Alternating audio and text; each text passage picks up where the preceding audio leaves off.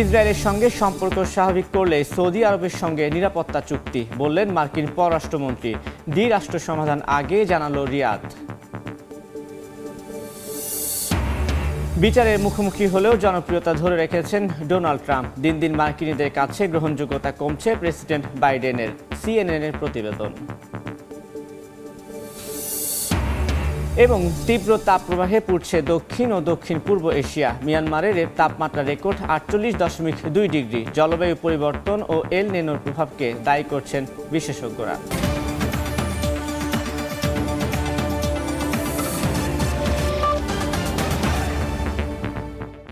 আন্তর্জাতিক সময়ের সঙ্গে আছি আমি তানভীর হাসান। নতুন করে আলোচনায় গাজায় যুদ্ধবিরতি চুক্তি। জিম্মিদের মুক্তির বিনিময়ে হামলা বন্ধে ইসরায়েলি প্রস্তাব হামাস গ্রহণ করবে বলে আশা যুক্তরাষ্ট্রের। উপত্যকাটিতে ইসরায়েলের সেনাবাহিনীর 5টি ইউনিট মানবাধিকার লঙ্ঘন করেছে বলেও জানিয়েছে মার্কিন পররাষ্ট্র দপ্তর। এদিকে ফিলিস্তিনিদের পক্ষে নেওয়া শিক্ষার্থীদের বরখাস্তের মুখে পড়তে হবে বলে আলটিমেটাম দিয়েছে কলম্বিয়া বিশ্ববিদ্যালয়। এদিকে আগামী মাসে ফিলিস্তিনকে স্বাধীন রাষ্ট্র হিসেবে স্বীকৃতি দিতে পারে ইউরোপীয় ইউনিয়নের বেশিরভাগ দেশ।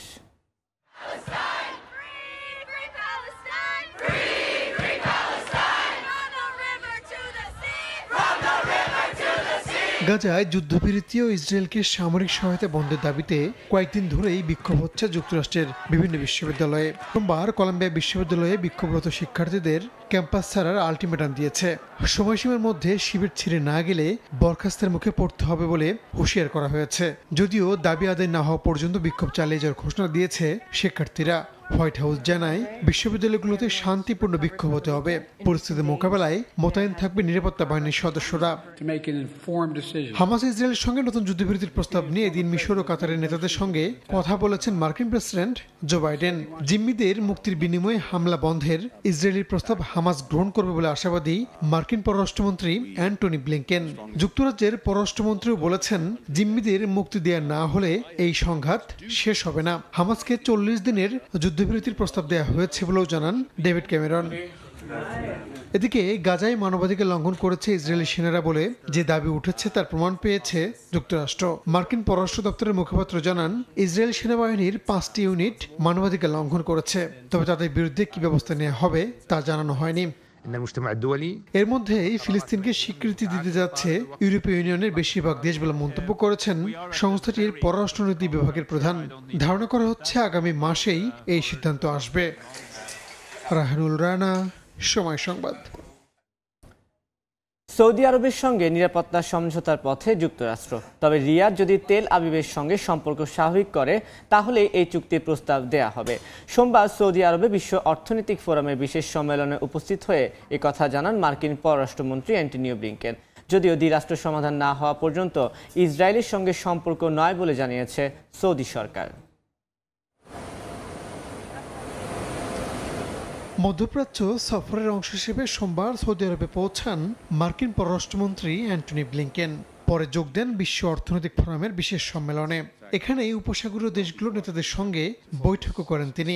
সৌদি আরবের সঙ্গে ইসরায়েলের সম্পর্ক স্বাভাবিকীকরণ নিয়েও মন্তব্য করেন ব্লিংকেন। বলেন, ইসরায়েল ও সৌদি সম্পর্ক স্বাভাবিক করতে গত মাসে দুই দেশ নিবিড়ভাবে একসঙ্গে কাজ করেছে। রিয়াদের সঙ্গে নিরাপত্তা সমঝোতা প্রায় সম্পূর্ণ করে ফেলেছে ওয়াশিংটন উল্লেখ করে মার্কিন পররাষ্ট্রমন্ত্রী আরও বলেন, সৌদি আরব যদি ইসরায়েলের সঙ্গে শান্তি স্থাপন করে তাহলে এই চুক্তির প্রস্তাব দেয়া হবে। ব্লিংকেন আরও বলেন, গত বছর 10 অক্টোবরে তার সৌদি আরব ও ইসরায়েলে যাওয়ার কথা ছিল। নির্দিষ্টভাবে স্বাভাবিকীকরণ চুক্তি ছিল মূল লক্ষ্য, তবে 7 অক্টোবরে ইসরায়েলে হামাসের হামলার কারণে তা হয়ে ওঠেনি। এদিন সৌদি যুবরাজ মোহাম্মদ বিন সালমান ও পররাষ্ট্রমন্ত্রী প্রিন্স ফয়সাল বিন ফারহান আল সৌদের সঙ্গে আলাদাভাবে বৈঠক করেন ব্লিংকেন। এদিকে মধ্যপ্রাচ্য ভিত্তিক বিভিন্ন গণমাধ্যম বলছে, ব্লিংকেনের সঙ্গে বৈঠকে দ্বিরাষ্ট্র সমাধানের বিষয়টির উপরই জোর দিয়েছে সৌদি কর্তৃপক্ষ। ফিলিস্তিন রাষ্ট্রের স্বীকৃতি না দিলে ইসরায়েলের সঙ্গে শান্তি সম্পর্ক স্থাপন নয় বলে আগেও জানিয়েছিল রিয়াদ। গেল ফেব্রুয়ারিতে সৌদি পররাষ্ট্র মন্ত্রণালয় জানায়, ইসরায়েলের সঙ্গে কূটনৈতিক সম্পর্ক তখনই হবে যখন স্বাধীন ফিলিস্তিনি রাষ্ট্র প্রতিষ্ঠা পাবে, যার রাজধানী হবে পূর্ব জেরুজালেম। রাহানুল রানা, সময় সংবাদ। ফৌজদারি অভিযোগে বিচারে মুখোমুখি হওয়ার পরও জনগণের সমর্থন ধরে রেখেছেন সাবেক মার্কিন প্রেসিডেন্ট ডোনাল্ড ট্রাম্প। অন্যদিকে দিন দিন জনগণের কাছে গ্রহণযোগ্যতা কমে আসছে বর্তমান প্রেসিডেন্ট জো বাইডেনের। সম্প্রতি সিএনএনের প্রকাশিত এক প্রতিবেদনে উঠে এসেছে এমন তথ্য। জালিয়াতি কিংবা ফৌজদারি মামলা, আইনি ঝামেলা যতই থাকুক না কেন, জনপ্রিয়তার পারদ একটুও কমেনি সাবেক মার্কিন প্রেসিডেন্ট ডোনাল্ড ট্রাম্পের। দিন যতই যাচ্ছে মার্কিনদের কাছে ততই গ্রহণযোগ্যতা বাড়ছে তার। চলতি বছরের নভেম্বরে অনুষ্ঠিত হতে যাচ্ছে যুক্তরাষ্ট্রের প্রেসিডেন্ট নির্বাচন। প্রার্থিতার দৌড়ে এক প্রকার চূড়ান্ত রিপাবলিকান দলের ট্রাম্প আর ডেমোক্রেট দলের বাইডেন। কিন্তু জনপ্রিয়তার দৌড়ে বর্তমান মার্কিন প্রেসিডেন্টকে পেছনে ফেলেছেন ট্রাম্প। ফৌজদারি মামলায় বিচারের মুখোমুখি হওয়ার পরও নিজের সমর্থন ধরে রেখেছেন তিনি। সংবাদ মাধ্যম সিএনএনের এক জরিপে দেখা গেছে, নিবন্ধিত ভোটারদের মধ্যে ট্রাম্পের প্রতি সমর্থনের হার 49%, যা চলতি বছরের জানুয়ারিতে সিএনএনের প্রকাশিত আরেকটি জরিপের সঙ্গে অপরিবর্তিত রয়েছে। কিন্তু আগের জরিপের তুলনায় সমর্থন কমেছে বাইডেনের, যা 45% থেকে নেমে এসেছে 43%। 2021 সালের জানুয়ারিতে ক্যাপিটল হিলে হামলার পর 55% মানুষ ট্রাম্পকে প্রেসিডেন্ট হিসেবে ব্যর্থ আখ্যা দিলেও 3 বছরের ব্যবধানে একই সংখ্যক মানুষ মনে করছেন প্রেসিডেন্ট হিসেবে ট্রাম্প সফল। এদিকে নতুন জরিপে বাইডেনকে প্রেসিডেন্ট হিসেবে ব্যর্থ মনে করছেন 61% ভোটার, যা 2022 সালের জরিপে ছিল 57%। প্রেসিডেন্ট হিসেবে বাইডেনের চলমান মেয়াদের বেশিরভাগ সময় তার প্রতি মানুষের নেতিবাচক দৃষ্টিভঙ্গি পোষণ করতে দেখা গেছে। 1 বছরের বেশি সময়ে সিএনএন যতগুলো জরিপ চালিয়েছে তার সবকটিতে বাইডেনকে নিয়ে মানুষের মনোভাব প্রায় একই থাকতে দেখা গেছে। অন্তরা সেন, সময় সংবাদ। তীব্র তাপপ্রবাহে পুড়ছে দক্ষিণ ও দক্ষিণ পূর্ব এশিয়ার বেশ কয়েকটি দেশ। Bangladesh, Myanmar, Bharat, Philippines, Vietnam, Cambodia ও থাইল্যান্ডের তাপমাত্রা 40 ডিগ্রি সেলসিয়াস ছাড়িয়ে গেছে। মিয়ানমারে তাপমাত্রা রেকর্ড করা হয়েছে 48.2 ডিগ্রি সেলসিয়াস। জলবায়ু পরিবর্তন ও এল নিনোর প্রভাবে এমন পরিস্থিতি তৈরি হয়েছে বলে মনে করছেন বিশেষজ্ঞরা। একটু প্রশান্তির জন্য দোকানের উপর এভাবেই পানি দিচ্ছেন এই ব্যক্তি। থাইল্যান্ডের ব্যাংকক মধ্য উত্তরাঞ্চলে তাপমাত্রা প্রতিদিনই বাড়ছে। দেশটির আবহাওয়া বিভাগ নাগরিকদের বাইরে যাওয়ার ক্ষেত্রে জারি করেছে সতর্কতা। থাইল্যান্ডের মতোই তীব্র তাপপ্রবাহে দক্ষিণ ও দক্ষিণ পূর্ব এশিয়ার বেশ কয়েক দেশের জনজীবন বিপর্যস্ত হয়ে পড়েছে। দেশে দেশে স্বাস্থ্য সতর্কতা জারি করা হয়েছে। চাপ বাড়ছে বিদ্যুৎ উৎপাদনের উপর। ফিলিপিন্সের রাজধানী ম্যানিলায় চলতি সপ্তাহেই তাপমাত্রা 38.8 ডিগ্রি সেলসিয়াসে পৌঁছায়, যা 1915 সালের পর রেকর্ড। এ অবস্থায় দেশটিতে 2 দিনের জন্য স্কুল বন্ধ ঘোষণা করা হয়েছে। কম্বোডিয়ার সামনের দিনগুলোতে তাপমাত্রা 43 ডিগ্রি সেলসিয়াসে উঠতে পারে বলে জানিয়েছে দেশটির আবহাওয়া দপ্তর। স্বাস্থ্য মন্ত্রণালয় গরমে স্বাস্থ্যের প্রতি নজর দেওয়ার পরামর্শ দিয়েছে। অন্যদিকে ভিয়েতনামে তীব্র তাপপ্রবাহের পূর্বাভাস দেওয়া হয়েছে। দেশটির উত্তরাঞ্চলে তাপমাত্রা 41 ডিগ্রি সেলসিয়াসে উঠতে পারে বলেও জানানো হয়। দক্ষিণ এশিয়ার অন্যতম বড় দেশ ভারতের বিভিন্ন রাজ্যে তীব্র তাপপ্রবাহ চলছে। অনেক জায়গায় তাপমাত্রা ছাড়িয়েছে 40 ডিগ্রি। প্রতিবেশী মিয়ানমারে রোববার তাপমাত্রা ওঠে 48.2 ডিগ্রি সেলসিয়াসে, যা দেশটির 56 বছরের ইতিহাসে সর্বোচ্চ। বাংলাদেশ সহ এই অঞ্চলে তীব্র তাপপ্রবাহের জন্য জলবায়ু পরিবর্তন ও এল নিনোর প্রভাবকে দায়ী করা হচ্ছে। বৈজ্ঞানিক গবেষণা বলছে তাপপ্রবাহ দীর্ঘস্থায়ী, তীব্র ও বারবার হতে পারে। রাহনুল রানা, সময় সংবাদ। কেনিয়ার দক্ষিণাঞ্চলে বন্যার কারণে একটি বাঁধ ভেঙে অন্তত 45 জন মারা গেছে। ভেসে গেছে বেশ কয়েকটি বাড়ি ও গাড়ি। কেনিয়ার সরকারের মুখপাত্র জানিয়েছেন ঘটনাস্থলে উদ্ধার কাজ চলছে। মৃতের সংখ্যা বাড়তে পারে বলে আশঙ্কা করা হচ্ছে। গেল 1 সপ্তাহের বেশি সময় ধরে চলা ভারী বৃষ্টিপাতের কারণে অঞ্চলটিতে দেখা দিয়েছে ভয়াবহ বন্যা। এতে তলিয়ে গেছে দেশটির একাংশ।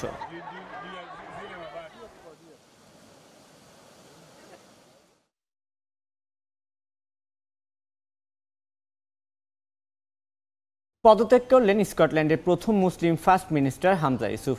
গ্রিন পার্টির সঙ্গে স্কটিশ ন্যাশনাল পার্টির জোটে ভাঙনের জেরে তার এই ঘোষণা বলে ধারণা করা হচ্ছে। 2023 সালে স্কটল্যান্ডের ফার্স্ট মিনিস্টার হিসেবে দায়িত্ব নিয়েছিলেন পাকিস্তানি বংশোদ্ভূত এই স্কটিশ। গত বছরের মার্চে স্কটল্যান্ডে জাতিগত সংখ্যালঘুদের মধ্যে থেকে প্রথম ফার্স্ট মিনিস্টার নির্বাচিত হন হামজা ইউসুফ। প্রথম মুসলিম হিসেবে যুক্তরাজ্যে গুরুত্বপূর্ণ কোনো রাজনৈতিক দলের নেতৃত্বে আসেন পাকিস্তানি বংশোদ্ভূত এই স্কটিশ। তবে খুব একটা সময় পেলেন না তিনি। মাত্র 1 বছর 1 মাসের মাথায় পদত্যাগের ঘোষণা দিলেন হামজা ইউসুফ। সোমবার সংবাদ সম্মেলন করে পদ থেকে সরে দাঁড়ানোর ঘোষণা দেন তিনি। যদিও নতুন কেউ ফার্স্ট মিনিস্টার হওয়ার আগ পর্যন্ত শপথে বল থাকবেন বলে জানিয়েছেন হামজা। ব্রিটিশ গণমাধ্যমগুলো বলছে স্কটিশ গ্রিন পার্টির সঙ্গে জোটবদ্ধ হয়ে স্কটল্যান্ডে সরকার গঠন করতে চেয়েছিল হামজা ইউসুফের দল স্কটিশ ন্যাশনাল পার্টি বা এসএনপি। হঠাৎ করে এই গ্রিন পার্টির সঙ্গে ক্ষমতা ভাগাভাগি চুক্তি অবসান করেন ইউসুফ। জলবায়ু পরিবর্তন রোধের লক্ষ্যমাত্রা নিয়ে বিরোধের পর হামজা এই পদক্ষেপ নেন বলে ধারণা করা হয়। তার এই পদক্ষেপের কারণে জোটের মধ্যে ভাঙন দেখা দেয়। তাকে পদ থেকে সরাতে অনাস্থা ভোটে ডাক দেয় বিরোধীরা। চলতি সপ্তাহেই সেই ভোট হওয়ার কথা ছিল। গেল 1 সপ্তাহ ধরে এই নিয়ে একটি বিশৃঙ্খল অবস্থা চলছিল স্কটল্যান্ডের রাজনীতিতে। সবশেষ হামজার পদত্যাগের ঘোষণা এলো। স্কটিশ ন্যাশনাল পার্টির টিকিট নিয়ে 2011 সালে প্রথমবারের মতো স্কটল্যান্ডের পার্লামেন্টের সদস্য নির্বাচিত হয়েছিলেন হামজা। বছরখানেক পর তাকে ইউরোপ ও আন্তর্জাতিক উন্নয়ন মন্ত্রী করা হয়। 4 বছর এই পদে দায়িত্ব পালন করেন তিনি। এরপর হামজা ধারাবাহিকভাবে পদোন্নতি পেতে থাকেন। 2016 সালে তিনি পরিবহন মন্ত্রীর দায়িত্ব পান। এর 2 বছর পর বিচারমন্ত্রী এবং 2021 সালে স্বাস্থ্যমন্ত্রী হন। রাহানুল রানা, সময় সংবাদ। কেরালায় রাহুল গান্ধীর জয় নিয়ে চিন্তায় কংগ্রেস। গতবারের চেয়েও কম ভোট পড়ায় দুশ্চিন্তায় দলটির হাইকমান্ড। ইন্ডিয়া জোটের শরিক হলেও 2 শরিকের লড়াই রাহুলকে তীব্র চ্যালেঞ্জে ফেলেছে বলেও মনে করেন অনেকে। তবে সমর্থকরা বলছেন রাহুল গান্ধীর জয় নিশ্চিত। বিস্তারিত জানাচ্ছেন সুব্রত আচার্য, ছবি তুলেছেন বিশ্বজিৎ দাস। জটিল একটি রাজনৈতিক সমীকরণ রয়েছে এই কেরালার রাহুল গান্ধীর লোকসভার আসন জুড়ে। অনেকে বলছেন যে রাহুল গান্ধী এবার জিতবেন, ভোটের ব্যবধানটা গতবারের থেকে কমবে। কিন্তু রাহুল গান্ধীর বিরুদ্ধে, অর্থাৎ একজন নির্বাচিত লোকসভার সাংসদ সদস্য হিসেবে গত 5 বছরে তিনি এই ওয়ানওয়ে কেন্দ্রতে মাত্র 9 বার এসেছেন। 26 এপ্রিল তৃতীয় দফায় লাইনে দাঁড়িয়ে ভোট দিয়েছেন দক্ষিণ ভারতের প্রাকৃতিক সৌন্দর্য ঘেরা কেরালার ওয়েনারের লোকসভার সাধারণ মানুষ। তবে 2019 সালের তুলনায় ভোটার পরিস্থিতি ছিল কম। ভোট দিয়েছেন 71% মানুষ, যা গেল বছরের তুলনায় 5% কম। আর এতেই কংগ্রেস শিবিরে চিন্তার ভাঁজ। কেরালায় রাহুল কেমিস্ট্রিতে কি তাহলে কোনো পরিবর্তন আসছে? বিশ্লেষকরা বলছেন 5% ভোটের ব্যবধান আশঙ্কার কারণ না হলেও রাহুল গান্ধীর বিরুদ্ধে প্রতিষ্ঠান বিরোধী প্রবল হাওয়া ভোট বাক্সে জমা হলে হিসেব নিকেশ পাল্টে যেতে পারে। 30% সংখ্যালঘু ভোটারের কাছে মন খারাপের কারণও সিএ ইস্যুতে রাহুলকে পাশে না পাওয়া। আবার ইন্ডিয়া জোটের শরিক হয়েও জোটের সদস্যদের বিরুদ্ধে প্রার্থী হওয়াকে ভালোভাবে নেননি অনেকে। আর একেই পুঁজি করছেন বিরোধীরা। बहुत चर्चा हुआ है सीए के बारे में। चर्चा ये ज्यादा हो गया है कि सीए का भी लागू करना शुरू कर दिया, मगर कांग्रेस ने इसके बारे में एक टिप्पणी करने के लिए भी मना इनकार किया है। ये चर्चा बहुत ज्यादा हो गई। और लोकसभा में भी हमारा देश के लिए कुछ भी नहीं बोलता है। राहुल गांधी जी के खिलाफ जनता का बहुत आक्रोश है। वो तो राहुल गांधी जी के साथ वो पीएफआई वाला और मुस्लिम लीग, जमायत इस्लामी, पूरा आतंकवादी समूह राहुल गांधी के साथ है ना। রাহুল ভক্তরা বলছেন ভিন্ন কথা। তাদের মতে জয় নিশ্চিত, বরং বিজেপি একটা আসনও পাবে না। শেষ মুহূর্তে জয়ের হাসি কে হাসবেন সেটা জানা যাবে 4 জুনই। তবে এবার কঠিন প্রতিদ্বন্দ্বী বাম প্রার্থী, প্রতিষ্ঠান বিরোধী হাওয়াও এবং ভোটের হার কম হওয়ার কারণেই এবার রাহুলকেও পড়তে হতে পারে তীব্র চ্যালেঞ্জের মুখে, বলছেন ওয়েনারের স্থানীয় রাজনৈতিক মহল। সুব্রত আচার্য, সময় সংবাদ, কেরালা, ভারত। যুক্তরাজ্যের শ্রমবাজারের বড় অংশ বাংলাদেশিদের দখলে। এতদিন বিভিন্ন নিয়মের বেড়াজালে দক্ষ কর্মীরা ছিলেন অনেকটাই অসহায়। সম্প্রতি 20 ঘন্টা উন্মুক্ত শ্রম কিংবা দক্ষতা প্রমাণ সাপেক্ষে যে কোনো পেশায় কাজের অধিকার দিয়েছে দেশটির সরকার। কিন্তু শেয়ার কোড বা কাজের অধিকার প্রমাণ করতে গিয়ে প্রবাসী এসব শ্রমিকদের পড়তে হচ্ছে বিড়ম্বনায়। তাই সুযোগ দেয়া হলেও মিলছে না সুফল। লন্ডন থেকে শোয়েব কবিরের রিপোর্ট। স্কিল্ড ওয়ার্কার ভিসার আওতায় যুক্তরাজ্যের শ্রমবাজারে বিরাট একটি অংশ বর্তমানে বাংলাদেশিদের দখলে। কিন্তু বিভিন্ন নিয়মের বেড়াজালে এতদিন দক্ষ কর্মীরা ছিলেন অনেকটাই অসহায়। নিয়ম ছিল একই পেশায় অতিরিক্ত 20 ঘন্টা ছাড়া আর কোথাও কাজ করা যাবে না। তবে সম্প্রতি এই নিয়মের শিকল উন্মুক্ত করেছে দেশটির সরকার। নতুন নিয়ম অনুযায়ী এখন থেকে যে কোনো পেশায় দক্ষ কর্মী হিসেবে অতিরিক্ত 20 ঘন্টা কাজ করতে পারবেন যে কেউ। সেই ক্ষেত্রে মূল কোম্পানিতে কাজ ঠিক রেখে করতে হবে অতিরিক্ত 20 ঘন্টা। মেইন জবে ফুল টাইম অ্যাটেন্ড করার পর কাজ করার পর তিনি 20 আওয়ার্স বাইরে করতে পারবেন। আগে ছিল সেম বা সিমিলার কোম্পানিতে গিয়ে করতে হবে, এখন এটাকে একটু ওয়াইড করে যে সেম এবং সিমিলার না হয়ে অন্য কোম্পানিতেও উনি কাজ করতে পারবেন। তবে এর সুফল পেতে ভোগান্তিতেও পড়ছেন অনেকে। ঘোষণা এলো কোর্ট প্রদর্শন করে যেখানে নিজের কাজের অধিকার প্রমাণ করতে হয়, সেটা নিয়ে বিড়ম্বনায় চাকরি প্রত্যাশীরা। যারা এমপ্লয়ি কাজ হায়ার করতে চায় তারা কাজ দিতে চায় না, কারণ আমাদের শেয়ার কোডে কোনো শো করতেছে না। এটা হচ্ছে আমাদের প্রধান সমস্যা বর্তমানে। কোনো জায়গায় আমরা যখন কাজ করতে যাই, কাজের অ্যাপয়েন্টমেন্ট ইন্টারভিউতে শুরুতে ওরা চায় শেয়ার কোডটা অনলাইনও নাই, আমাদের এর সাথে অ্যাড করাও নাই। তবে সময়ের সঙ্গে এই বিড়ম্বনা দূর হবে এমনটি প্রত্যাশা সবার। আর এর মধ্য দিয়ে নতুন এক অধ্যায়ের শুরু হবে বলে মনে করছেন স্কিল ওয়ার্কে রোডে থাকা বাংলাদেশিরা। শোয়েব কবির, সময় সংবাদ, লন্ডন। মঙ্গল শোভাযাত্রা, সাংস্কৃতিক অনুষ্ঠান সহ নানা আয়োজনে বাংলা নববর্ষকে স্বাগত জানিয়েছেন দক্ষিণ কোরিয়া প্রবাসী বাংলাদেশিরা। প্রবাসে বেড়ে ওঠা তরুণ প্রজন্মকে বাঙালি সংস্কৃতির সঙ্গে পরিচয় করিয়ে দিতে এই আয়োজন করে বাংলাদেশ দূতাবাস। দক্ষিণ কোরিয়া থেকে মোহাম্মদ হানিফের রিপোর্ট। ব্যাপক উৎসাহ, উদ্দীপনা আর নানা আয়োজনে বাংলা নববর্ষকে স্বাগত জানিয়েছেন দক্ষিণ কোরিয়ার প্রবাসী বাংলাদেশিরা। রোববার বাংলাদেশ দূতাবাসের উদ্যোগে দেশটির রাজধানী সিউলের সংদু অডিটোরিয়ামে বর্ষবরণ অনুষ্ঠানের আয়োজন করা হয়। বর্ষবরণ উপলক্ষে আয়োজিত জাঁকজমকপূর্ণ সাংস্কৃতিক অনুষ্ঠানের প্রধান আকর্ষণ ছিল নাচ, গান, নৃত্য প্রদর্শনীর মাধ্যমে বর্ষবরণ অনুষ্ঠানকে আরও উপভোগ্য করে তোলেন বাংলাদেশ থেকে আসা কয়েকজন নৃত্যশিল্পী। অনুষ্ঠানে অংশগ্রহণ করে উচ্ছ্বাস প্রকাশ করেছেন দেশীয় শিল্পীরা। বর্ণিল আয়োজন, বিপুল পরিমাণ বাঙালি কোরিয়াতে দেখে ভীষণ আনন্দ হচ্ছে। প্রবাসে এসেও এখানে একটা বাংলাদেশের একটা ফিল পাচ্ছি। প্রচুর বাঙালি এখানে থাকে, তারা এসেছে, মঙ্গল শোভাযাত্রা করেছে।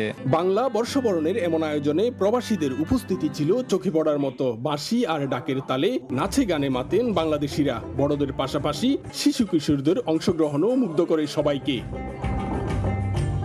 প্রবাসী বাংলাদেশিরা জানান, দক্ষিণ কোরিয়ায় বর্ষবরণ উৎসবের মধ্য দিয়ে দেশটিতে বেড়ে ওঠা নতুন প্রজন্মকে পরিচয় করে দেওয়া হচ্ছে বাংলাদেশের সংস্কৃতি, ইতিহাস ও ঐতিহ্যের সঙ্গে। দূর দূরান্ত থেকে বাংলাদেশিরা খুব উৎফুল্লভাবে এখানে হাজির হয়েছে এবং বিভিন্ন সংগঠনের লোক, সামাজিক সংগঠনের লোক, তাদের নেতা নেত্রীরা, কর্মীরা সবাই একসাথে উৎফুল্লভাবে এসেছে। এখানে অনুষ্ঠানের মাধ্যমে দেশের কালচার ওরা দেখতে পারে, আর দেশের থেকেও বিভিন্ন নৃত্যশিল্পী, গায়ক নিয়ে আসা হয়, যার ফলে হচ্ছে আমরা দেশের অনুষ্ঠানগুলো উপভোগ করতে পারি। অনেক মানুষের সাথে একসাথে বাংলাদেশের মতোই অনুভব হচ্ছে, অনেক ভালো লাগতেছে। প্রবাসী থেকেও নতুন প্রজন্মের মধ্যে বাংলার এই প্রাণী উৎসবে অংশগ্রহণ করতে পেরে উচ্ছ্বাস প্রকাশ করেন প্রবাসীরা। এই উৎসব শুধু বাঙালিদের মিলন মেলা নয়, এই উৎসব কোরিয়ার বুকে বাংলাদেশের ইতিহাস, ঐতিহ্য তুলে ধরা। গেল বছর প্রত্যাশা প্রাপ্তির হিসেব নিকেশ নতুন বছরের পরিকল্পনাকে আরো উজ্জীবিত করবে বলে মনে করেন কোরিয়াস্থ প্রবাসী বাংলাদেশিরা। দক্ষিণ কোরিয়া থেকে মোহাম্মদ হানিফ, সময় সংবাদ। আন্তর্জাতিক সময় শীর্ষ সংবাদ জানিয়ে দিচ্ছি আরেকবার। ইসরায়েলের সঙ্গে সম্পর্ক স্বাভাবিক করলে সৌদি আরবের সঙ্গে নিরাপত্তা চুক্তি, বললেন মার্কিন পররাষ্ট্রমন্ত্রী। দ্বিরাষ্ট্র সমাধান আগে জানালো রিয়াদ।